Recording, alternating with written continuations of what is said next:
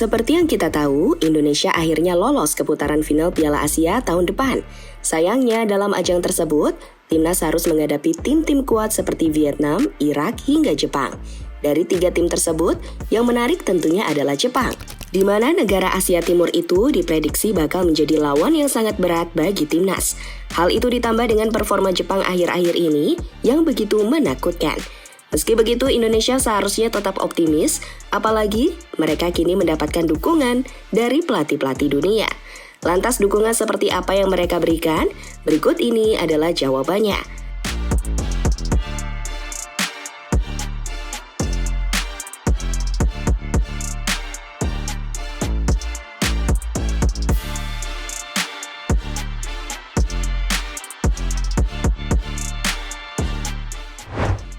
Ya, dalam beberapa tahun terakhir, timnas Jepang perlahan menjadi sebuah tim yang tidak bisa diremehkan di level dunia. Contoh nyatanya terjadi pada Piala Dunia tahun lalu saat Jepang tampil luar biasa dengan mengalahkan rival-rivalnya. Di antara pertandingan yang membuat Jepang tidak bisa diremehkan adalah saat mereka mampu mengalahkan mantan juara dunia seperti Jerman dan Spanyol. Berkat hasil itu, Jepang menjadi buah bibir karena jarang-jarang tim Asia mampu melakukannya.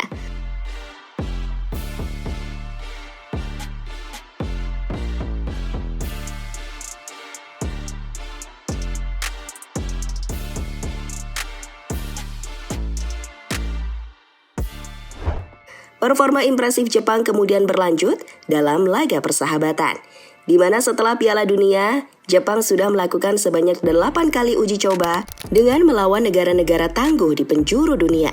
Dari 8 pertandingan tersebut, 6 diantaranya berhasil dimenangkan oleh Jepang, sementara sisanya, Jepang meraih sekali seri dan sekali kekalahan.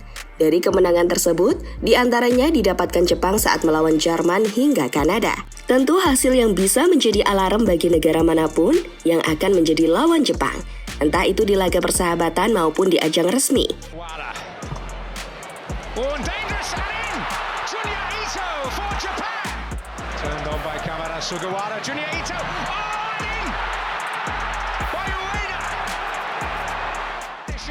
Asano with him, he'll use Asano, and that is that.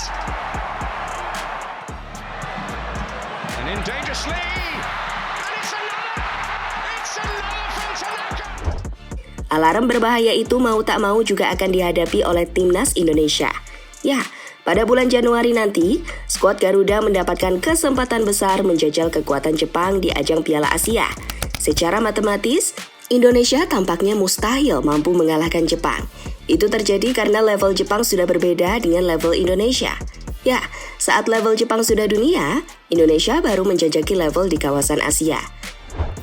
Salah satu perbedaan kualitas antara Jepang dan Indonesia juga terletak pada pemainnya. Saat ini hampir 80% skuad Jepang bermain di kompetisi Eropa, bahkan di antaranya bermain di klub besar.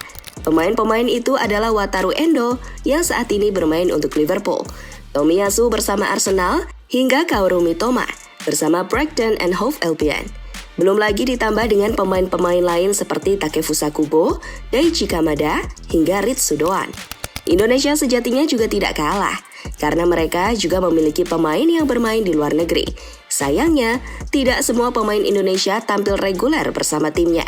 Contohnya Pratama Arhan dan Marcelino Ferdinand yang masih kesulitan menembus skuad utama.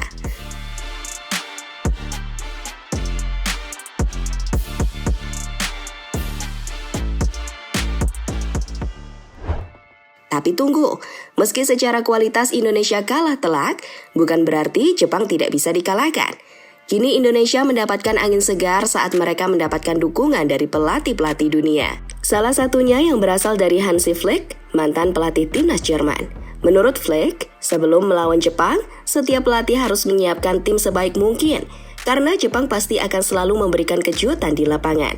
Saya sangat kecewa dan harus kita akui bahwa Jepang mempunyai tim yang sangat bagus.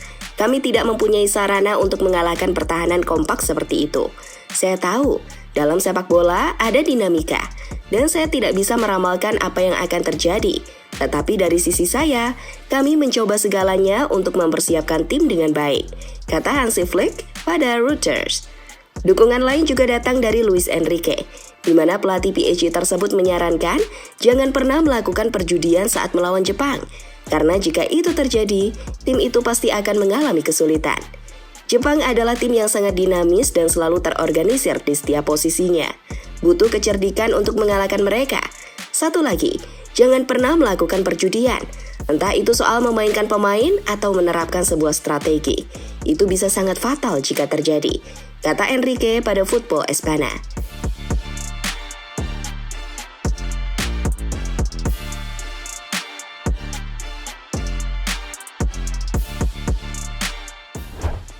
Di sisi lain, Jepang sejatinya bukanlah lawan yang asing bagi Shin Tae-yong. Karena pada tahun 2017 lalu, dirinya pernah mengantarkan Korea Selatan mengalahkan Jepang di final Piala Asia Timur. Saat itu, timnas Korea Selatan berhasil membantai Jepang dengan skor yang sangat telak 4-1. Sebuah kemenangan yang bisa menjadi modal Shin Tae-yong di ajang Piala Asia nanti.